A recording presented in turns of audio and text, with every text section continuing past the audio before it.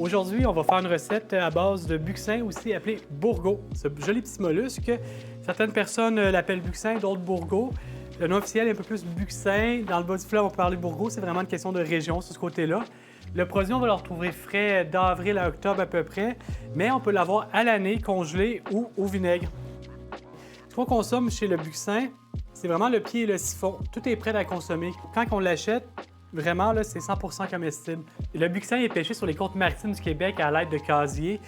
Dans les casiers, il y a des appâts. Les bourgaux vont dans le casier, puis le maillage est fait pour que seulement le buxin reste à l'intérieur. Donc, ça en fait une pêche aussi éco-responsable. Ce qui est le fun avec le buxin pour travailler, c'est que ça remplace facilement les escargots, facilement la pieuvre. C'est un mollusque qui a vraiment une texture. C'est quand vous pensez à des recettes de pieuvre, que ce soit salade, grillée ou autre, le buxin est vraiment le produit d'ici. Sinon, les escargots, je pense que c'est un grand classique de la France, l'escargot de Bourgogne.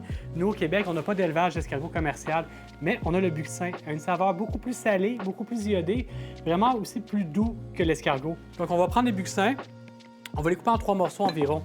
On va défaire le siphon, couper le pied en 2. On part la poêle. Donc, je vous conseille, une fois qu'ils sont coupés, dans un papier absorbant, de les égoutter pour qu'ils n'aient pas d'eau.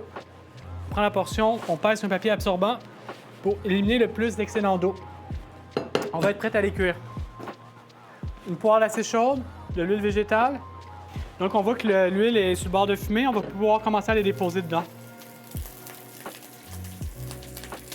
Une fois que c'est parti, on va descendre le feu à moyen à peu près pour ne pas les brûler non plus. Quand la coloration est presque prête, on va rajouter une noisette de beurre. Encore une fois, je pense que le beurre, c'est bon avec les fruits de mer. Le beurre, je ne vais jamais le mettre au début, sinon il va brûler rapidement. C'est pour ça qu'on le rajoute toujours vers la mi-cuisson. Donc, commencer à l'huile végétale, qui va à haute température, et mi-cuisson, on va terminer avec le beurre. Quand la couleur commence à être uniforme, vraiment une belle coloration noisette, là, on va pouvoir rajouter un petit peu d'herbe salée du bas du fleuve. Pas beaucoup, c'est quand même très salé. C'est vraiment une pointe d'assaisonnement. Par contre, la fleur d'ail, on aime beaucoup ça.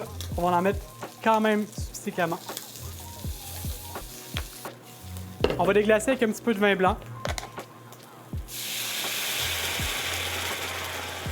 On va réduire le vin blanc presque à sec.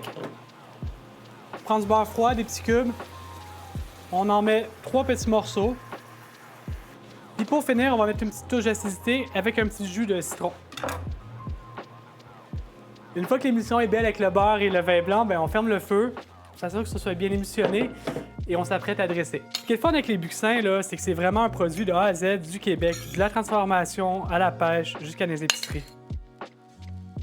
Donc, pour rendre ça tout en fraîcheur, on va mettre toutes les herbes qu'on a du jardin. Ici, on a de l'oseille, du cerfeuil, du persil, de la ciboulette, un mélange de fleurs, puis quelques radis.